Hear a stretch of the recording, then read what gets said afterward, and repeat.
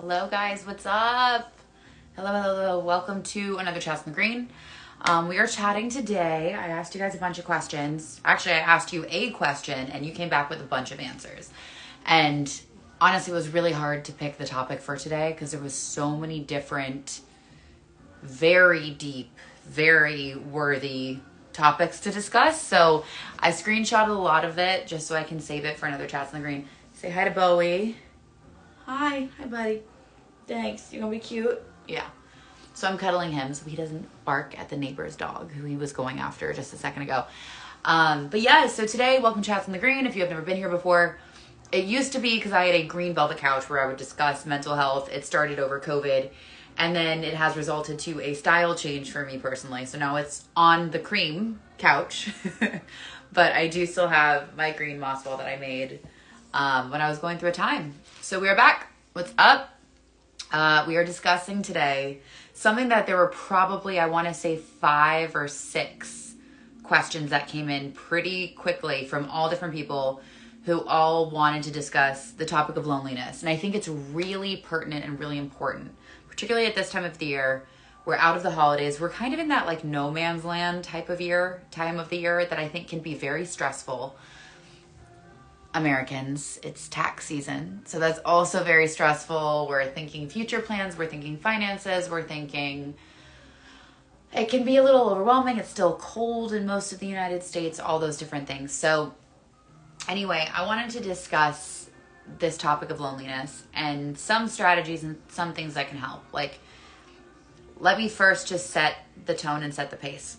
There was a study that I looked up trying to see if loneliness is as prevalent as what it seems. And it's fascinating. There's a lot going on in the United States. There's been a few studies about how loneliness is at an all-time high and it's on the rise. So, ironically, as we become more and more connected through social media, through all these different platforms, we're getting constant information, constant, quote unquote communication, but we're feeling more isolated than ever. And being able to discuss the importance of human connection and really value human connection, not just, the little comments or the likes. Liking someone's social media posts, even throwing little comments in social media posts, that doesn't equate to having a relationship. Things like that have to be fostered and human connection needs to be fostered. And so I want to discuss some things that I definitely have found to be helpful for me, particularly with dealing with loneliness. I moved all the way across the country from Los Angeles. I'm from LA to take the job at Peloton almost 5 years ago. I had no money to my name. Like literally, I think I had maybe like $800 to my name. And didn't move with anything because I didn't have any furniture. I'd gone through a really challenging point in my career where I made a career change and a pivot.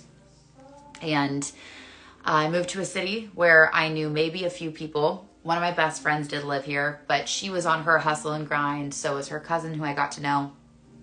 And yeah, I knew no one. And building a life and building a career was definitely challenging, particularly because about 6 months into my living in New York City, COVID hit. And it was a very isolated time. It was me. I got this little guy, which we're going to discuss. Sorry, baby. Hi. Okay, lay back down.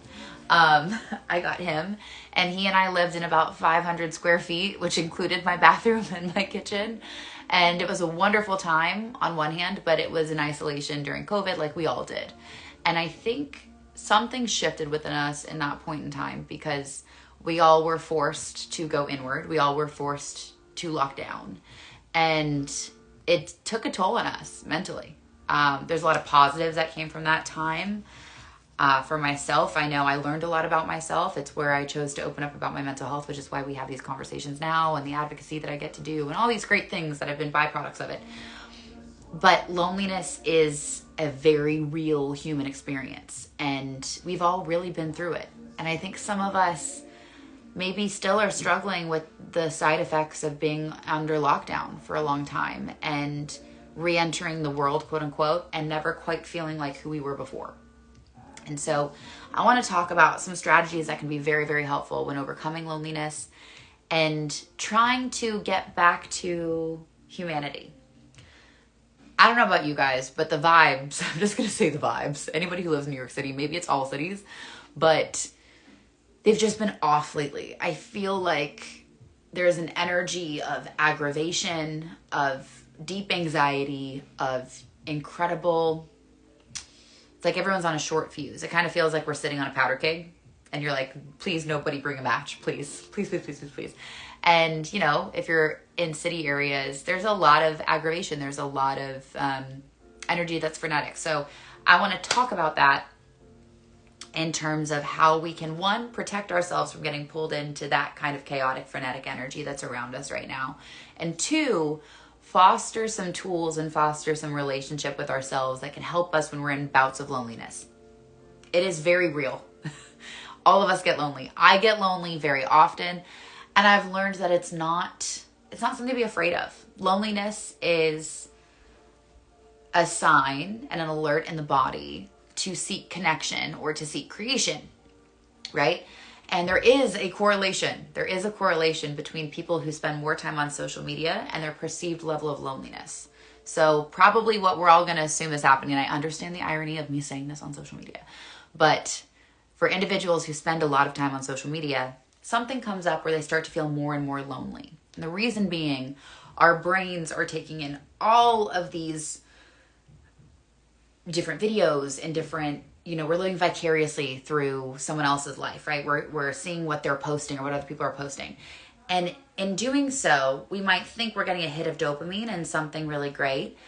And then it makes us feel a little bit more separate and a little bit more separate. Or look at what that person has, or look at the car that they have, or look at the thing that they have, or look at the experience that they have. I'm not there, I'm not there, I'm not there. Because what happens is our brains are looking for where that dissonance is. And that can lead to ruminating thoughts. Rumination continues to, I'm going to block somebody. Oh my God, some people need to get a life. Anyway, I think this person needs to work on their own loneliness maybe and spend some positive time with themselves. But yeah, so when you get into that rumination state, then you start to go into that negative spiral state. And that negative spiral state can be very, very, very frightening and very frustrating because it's very hard to get out of. I don't know if anybody has anxiety or depression. That's something I was diagnosed with, something I've dealt with most of my life. I have a very active, very bright, very quick brain, but it's a great tool, but a tool can build and a tool can also destroy. So I have to be mindful about how I'm using it, and I think we all do. So what's key is when we're getting into that state of rumination or getting into that state of loneliness, first is that pause and that acknowledgement. It is so normal. Let me just make it clear to you. It is totally okay if you are having FOMO, that everyone else seems to be out in the world living these big lives and you're not there and you feel isolated, but then at the same time, you're starting to feel guilty because you don't really want to be there, but you kind of feel this pressure that you should be. There's a lot of should, would, could, a lot of like pressured energy that I don't think is very helpful to us. So first, acknowledge where you are in space and time. We do the physiological side in my classes all the time. I learned it because of Andrew Huberman. We all love Huberman Lab. We love Dr. Huberman. He's fantastic. But that's a great little hack, little tool, is to get back into your body when your brain is taking over, right? So if you think about it, it's kind of like posture. So if we have good posture, our head is in alignment with our shoulders, our chest is open, our spine is nice and tall, we're not slumped, okay? When we're in our head is leading, our head is going forward. What does that do? If we're going from the side, if our head is going forward, our posture is poor. We want our head, our heart, our body to be in alignment. And it's the same thing when we get into a mental space where the mental is moving forward before the rest of the body. We need to get the body back involved. We need to get like the heart and the breath back involved. So doing that physiological side, that's 2 inhales, hold for about 5 seconds or so, and then a slow exhale, like you're blowing out from, like, you know when you hold a balloon and you're slow letting the air out? It's that kind of a shh, letting yourself come down. So first, what helps with that is that it helps clear your head. Your brain cannot think well when it's not getting oxygen to it, right? Think about it. If you're not getting oxygen to your lungs, to your body, everything starts to constrict and starts to protect. When you're breathing and when you're in a relaxed state, your body isn't worried about where its next breath is going to come from. So that's kind of like doing the hard reset. So first, if you're feeling lonely, do the physiological sigh so you can root back down into your body and just kind of be like, okay, I feel crappy because I'm lonely, or I'm perceiving myself as being lonely. Let me first breathe. Then 2, what's really important here is that this is where the toolkit comes in, right? So take a second and be like, I'm feeling lonely. What do I need? Ask yourself what your need is. Number one thing I will say, which as a hangry individual, I am very much focused on food. You probably need to drink some water and eat something. Like, go to the basics of needs, okay? Get a little snacky. Something high protein is really helpful. Something, nutritious. Because we might get that nice spike in dopamine hit when we have something sugary or something maybe really salty. That's more my vibe. But it doesn't always last. So putting something good in your body, or at least drinking some water, can most definitely just give you a little moment to, again, reset. We're taking care of the body and the basic needs first, and then we're going to go on to the mental and emotional needs after that, okay? From there, after you've had a little snacky maybe, or at least some water. Oh, and my ring light went off, but whatever, we'll deal with it. Let me turn on my other big light. Hold on. Okay. It's not as aesthetic, but it'll work. So after we've had that happen, okay, and we've taken care of our basic needs, then it's time to go into our needs. And let's talk about what it is. Do we have a social need? Have we not been around other human beings? And social media does not count. Does not count. Okay. In fact, put social media away if you were in a lonely mode. That is a quick dopamine hit. It's like a drug that we get used to supplicate ourselves and to just give ourselves a little something, and like a pacifier. It's an adult pacifier, social media. You don't need it. So keep off social media, but do you have a social need? Have you connected with your friends? Have you checked in on that one coworker? Have you checked in on someone that you care about? Is it social? Is it a creative need? It's very sad to me, but a lot of times we don't understand or enjoy our own creativity. We haven't explored that in ourselves. We haven't thought, okay, do I like to paint? Do I want to color? Y'all, adult coloring books. If you have kids, pull out the crayons. Get the Legos out. I'm not joking. I literally almost went on Amazon and bought a Lego set the other day because I was like, gosh, it's been forever since I played with Legos and I miss it. It was fun. I had one of those little Star Wars kit. I was a nerd. Anyway, still am. Is it a social need? Is it a creative need? Or is it a physical need? Have you moved your body today? Have you done a little yoga? Have you maybe, gone for a walk?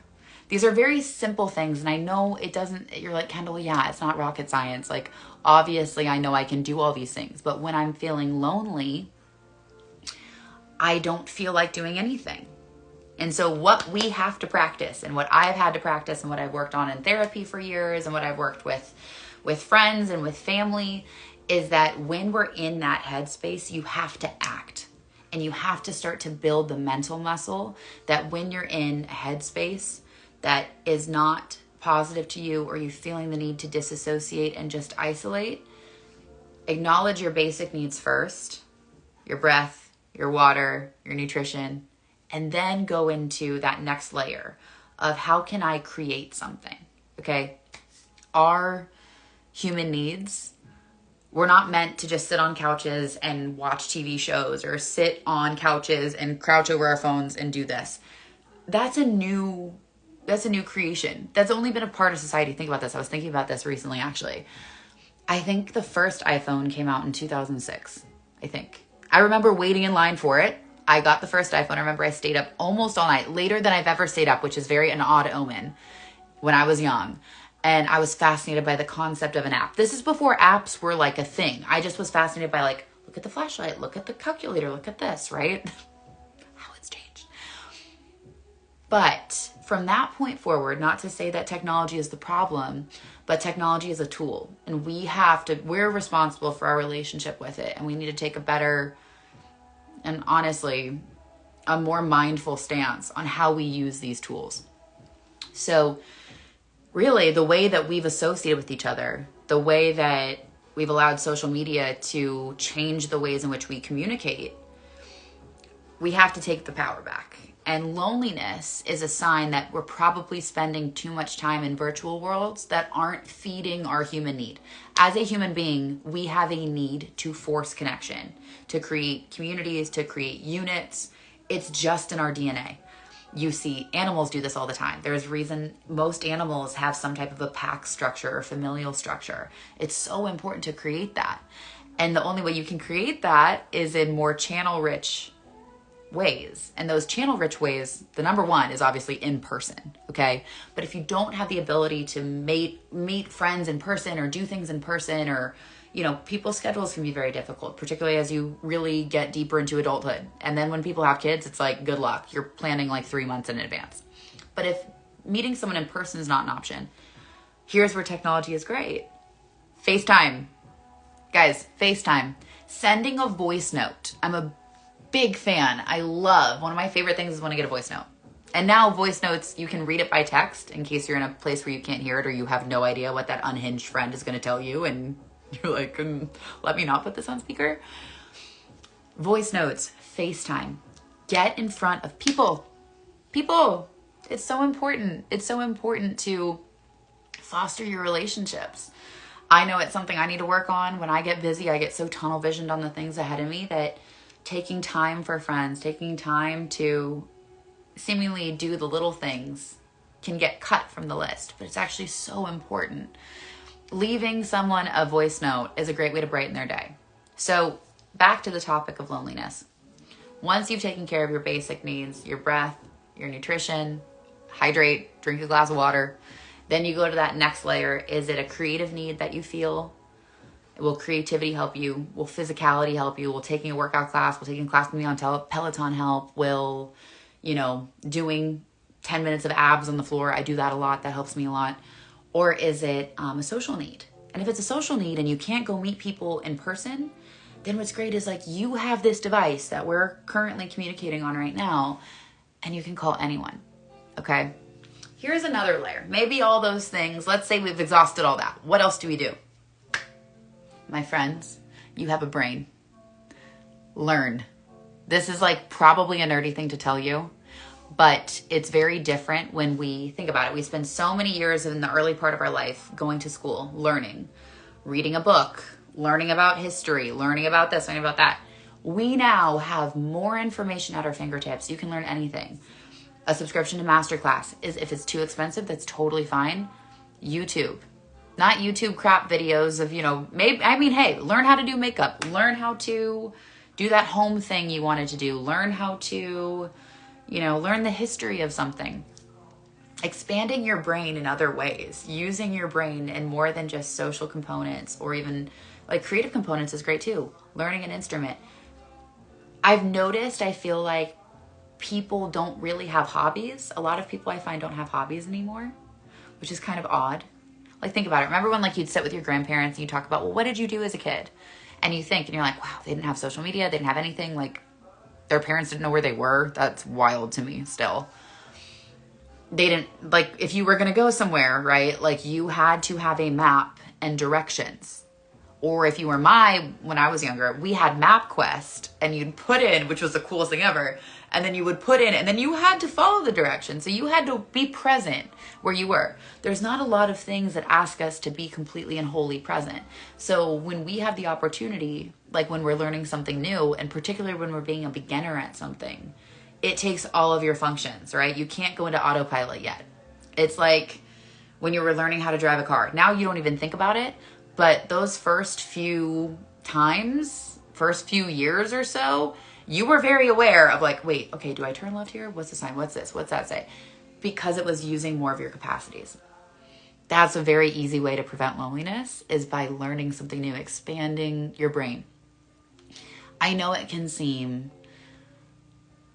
like, gosh, I'm bored, or there's nothing to do, or I just feel so sad because of X, Y, and Z. Please try to expand your view of what loneliness is. Loneliness doesn't mean that you're unwanted. It doesn't mean that you're not important. It doesn't mean that people don't love you or care about you. Everybody's focused in their kind of own worlds. And ironically, probably half the people on your call list probably are feeling some form of lonely at the same time too. So if you are noticing that and you see that, then what's key is that you create the experience of challenging yourself to step in and take a new action, to make a new habit, to create something different. And what's great, and how our brains work, and this is how like neuroplasticity works, which is so cool. Again, nerdy moment. Your brain is constantly trying to find new ways to evolve, to thrive, to transform. And so when you start doing things and you start reframing what could be loneliness, which it could be perceived as yourself as feeling isolated, unwanted, unloved, all of these negatives, when we start to go into a creation mode, when we first take care of our bodies and what our personal needs are, and then we take an action, some type of action by going for a walk or starting to paint or coloring or cracking open that book that you've been dying to read or whatever that is, the more you do that, the more you pivot, your brain says, oh, we have another option when we feel lonely than going down this like negative thought spiral that usually results in us just feeling terrible about ourselves and maybe reaching for that bottle of wine because I want to disassociate, or scrolling incessantly on Instagram because I want to disassociate. Go back to your hobbies. Like, remember when you were a kid and you would go from, I want to play with this toy, and then I want to do this, and then I'm going to play pretend over here, and I'm going to do this. You filled your days without needing the validation of social media. It was possible. We did it all the time. That still exists in us. We just have to flex that new muscle. We have to go back to that and train that habit again. So I hope this was helpful. I hope if any of you are out there feeling lonely, one, you're definitely not alone. More people are feeling lonely more than ever. But there is a set of things that you can do that can help reframe that experience. You can't avoid being, that's Bowie's leg. He likes for me to scratch his leg. But these are all little things that can help if you're ruminating and you get into a negative thought space because of your quote unquote loneliness. It's okay to feel lonely, but sitting in that isn't serving you. And when you really take time to foster that relationship with yourself and to go back into your habits or do other things, it opens up a whole new world. And then maybe those habits turn into meeting people out in the real world, and you join a running club or a walking club, or you see the same person at the dog park, and that fosters an actual real life human friendship. So in a world that's going even more digital, even more augmented, AI and all that stuff, this is something that we really need to practice and prioritize. And it's okay to feel lonely, but do your best to not sit in it. So I hope this is helpful. It's something I'm practicing. Please, real life human friendships. We need that. Like, there's nothing better than laughing with your friend in person if you can, but if not, on FaceTime or over, like, send each other stupid memes. And at the very least, let's say you can't talk to anybody, you can't do anything, you can't do, I don't know, all of the things I said. You're like, Kendall, none of that's working. I can't do any of that. Okay. Then here's what you can do. 3 things you're grateful for. And I know you're like, oh, it's hokey. Try it. Bet. Try it. And if you write down 3 things that you're grateful for, what happens is your brain goes from a negative space where what you're thinking is what you perceive and what you're going to find more of, right? That's how the brain works. You give it a function and it's like, oh, hunting for negativity. I found more. Makes sense. Or you put gratitude in and then it says, oh, this is also nice. Oh, isn't that pretty? Look at how the light's coming in this. Look at how this, it changes everything. So really working on making these habits as best you can will help with the loneliness, will help when the world's kind of, and maybe we're in a season and we're waiting for spring and we're waiting for tons of activity and joy and laughter and being outside and memories all the time. Practice this now so you can have the best summer of your life, because you'll be able to be present for it. And when storms hit and when frustrating moments hit, you have a plan. You have some tools, you have a life preserver, you have a route that you can take to get yourself where you need to go. So I hope this was helpful. Thank you guys so much. Hi, Erica. Hi, JR. Yep. A body scan when you are grateful and see where you physically feel that gratitude in your body. Yes. That's a great one to talk about. Someone wants to talk golf. We'll talk golf on another time. I'm going to get a microphone so I can take you to the range with me and you can watch me grow and struggle. So, awesome. Thanks for joining, you guys. I'm going to save this one. I'm going to do my best to save as much as possible. It's okay if you missed it. We're at the tail end. I'm going to upload it right now. But just know you are loved. You are never knocked out. And if you're feeling lonely, you're definitely not alone in that. And there's a lot of things that you can do. So foster a new set of muscles on that one. All right. Have a good one, y'all. Ooh, Ash has a baby mic. Ah, okay, perfect. I'll have to get it. Bye, y'all.